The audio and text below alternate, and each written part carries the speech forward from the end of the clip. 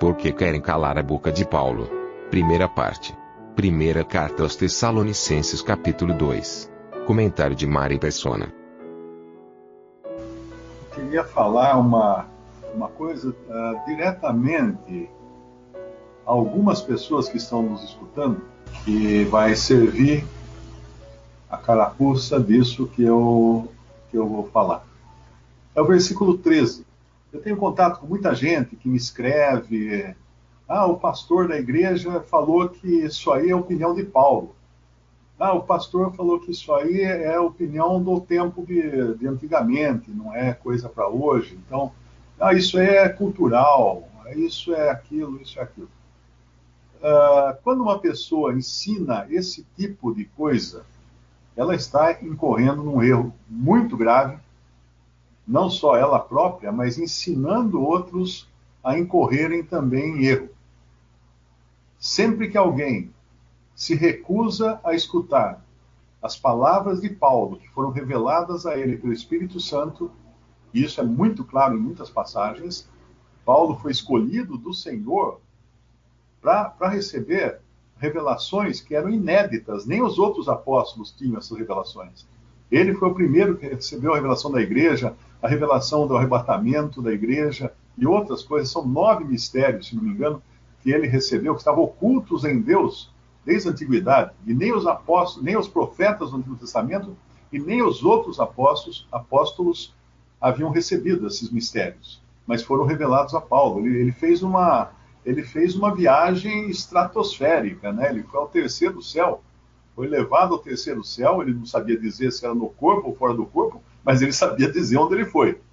E ele escutou coisas que não é lícito repetir, porque provavelmente são coisas que estão além da nossa capacidade até de entender, né? Porque são coisas do céu. Aqui na Terra teria que passar por um adaptador aí para a gente entender. E quando uma pessoa fala assim, isso aí é a opinião de Paulo, ela não percebe a gravidade disso que ela está falando. É extremamente grave. Vamos ver o que está escrito aqui. É só a gente olhar no versículo 13. Pelo que também damos sem cessar graças a Deus, pois havendo recebido de nós a palavra da pregação de Deus, a recebestes, não como palavra de homens, mas segundo é, na verdade, como a palavra de Deus, a qual também opera em vós os que cresceis. Era a palavra de Deus que Paulo estava falando, porque ele fazia o meio de campo com Deus e os homens. Ele foi escolhido para isso, lá no começo lá de Atos já fala isso, que ele era um vaso escolhido para levar o evangelho.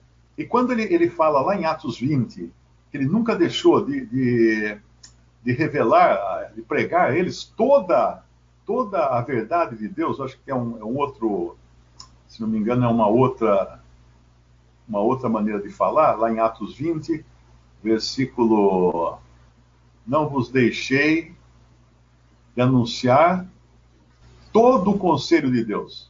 Atos 20, versículo 27.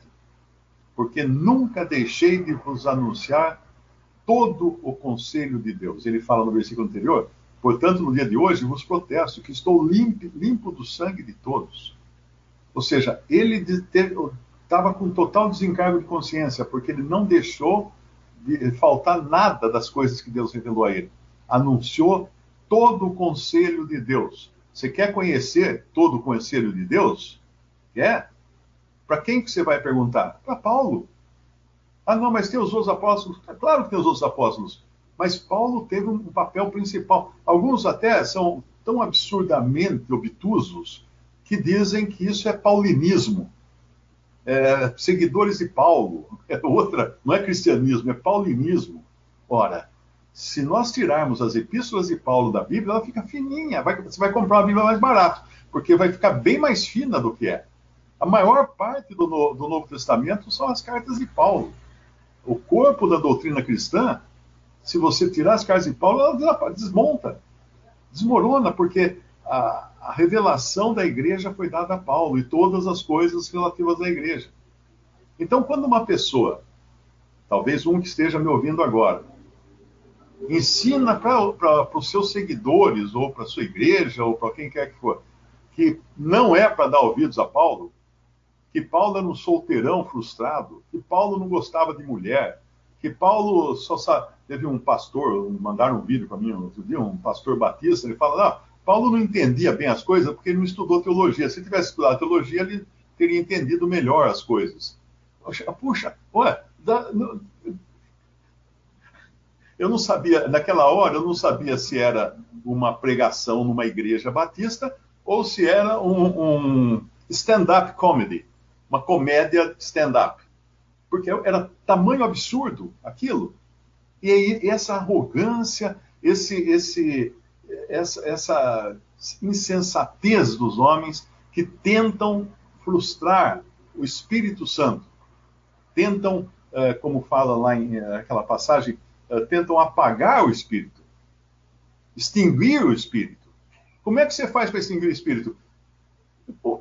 Obriga a não ler certas passagens do Novo Testamento, da doutrina dos apóstolos. Você vai extinguir o Espírito, as pessoas não vão poder chegar até ali. Então, outra passagem também nessa mesma sequência aqui, que nós estávamos vendo, fica... Então, eles receberam como palavra não de homens, mas a própria palavra de Deus. Esse é um ponto. Ok? Depois ele fala também... isso aqui, versículo 16. O versículo 15, ele reclama aqui dos judeus. Dos judeus. Os quais também mataram o Senhor Jesus e os seus próprios profetas e nos têm perseguido e não agradam a Deus e são contrários a todos os homens. Bom, semana sim, semana também, me mandam algum vídeo de algum rabino dizendo quando que é o fim do mundo, quando que acaba as coisas, quando vai ter o arrebatamento. Um rabino. Cara, um rabino. O que você vai aprender de um rabino? Conta. Quem que é um rabino? Um rabino é um representante daqueles que mataram o Senhor Jesus e os seus próprios profetas e perseguiram Paulo e os outros apóstolos e não agradam a Deus e são contrários a todos os homens. Isso é a definição. Essa é a definição de um rabino. É isso que você quer? Você quer realmente aprender de uma pessoa assim? Se ele se converter a Cristo, amém. Aí agora é outra história. Agora não é mais rabino. Agora não é mais judeu. Agora ele é igreja de Deus. Agora ele está em outra categoria. Porque Deus enxerga, quando o Senhor olha para a terra, ele vê gregos, judeus, gregos, que são gentios, e igreja de Deus. 3 classes de pessoas aqui no mundo. E se você é crente em Cristo, você está na classe da igreja de Deus. O que você vai procurar nas outras classes? Você por acaso vai procurar aprender dos pagãos? Dos gentios pagãos? Não, eu vou estudar a filosofia grega, eu vou estudar Aristóteles, eu vou estudar isso, daquilo. Para quê? Para quê? É sabedoria humana. Não, então eu vou estudar o judaísmo, a cabala. Eu vou estudar a cabala, porque a cabala tem os ensinamentos secretos. Que ensinamentos secretos? Só se for o tipo de prego que eles iam usar na cruz para pregar o Senhor na cruz. Porque eles são contrários. Eles são contrários. Nós devemos amar os judeus como povo, sem dúvida alguma, porque eles são povo de Deus. Ainda em rebeldia completa, ainda recebendo sobre si o sangue daquele justo que eles clamaram, né? Caia sobre nós o sangue de Jesus. Eles clamaram sobre eles a maldição. E essa maldição está correndo ainda. Ainda está correndo. Isso vem lá de Deuteronômio 28, se não me engano, quando fala das consequências da obediência, e depois o resto do capítulo das consequências das desobediências. Serão levados por todas as nações, serão mortos, e isso e aquilo. Coisas horríveis iam acontecer com eles. Então, quando uma pessoa fala, puxa, por que os judeus foram tão perseguidos? Por causa disso. Porque já estava escrito que eles sofreriam tudo isso se rejeitassem o conselho de Deus. Se rejeitassem a palavra de Deus, os oráculos que Deus tinha dado a eles, e rejeitaram. Não só a palavra de Deus, rejeitaram o autor da vida e mataram o autor da vida. Agora, pensa no seguinte, você vai e começa a buscar nos judeus alguma coisa. Começa até a se fantasiar como judeu. Tem até algumas igrejas aí, chamadas igrejas, né? Que eles se fantasiam de judeus e ficam lá com todo o aparato judaico. Parece que nunca leram Hebreus. Hebreus fala, temos coisas melhores. Melhores. Por que você vai voltar às sombras? Vai se ocupar com as sombras?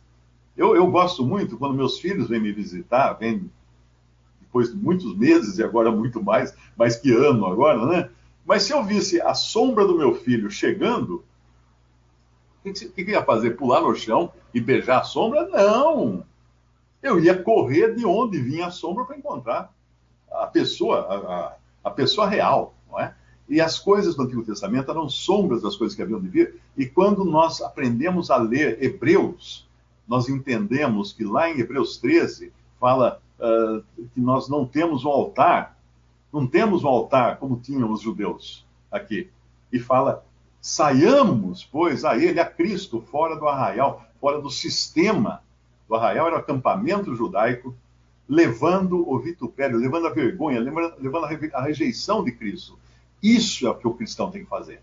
Não ficar, lá não está escrito assim, voltemos ao arraial para buscar umas coisinhas lá que a gente acha legal, tudo, tem um negócio tão bonito lá, tem aquele candelabro e tem aqueles panos que põe nas costas, assim, aquele quepinho na cabeça. Voltemos ao arraial, que tem umas coisinhas bacanas lá, então a gente pode também aproveitar. Não, saiamos fora do arraial, longe do arraial, longe. Quando o povo de Israel estava em pecado no Antigo Testamento, Moisés armou a tenda da congregação fora do arraial, longe do arraial. E quem queria ir à tenda da congregação precisava sair do arraial para ir lá. Por quê? Porque o arraial estava com pecado, o arraial estava contaminado com pecado.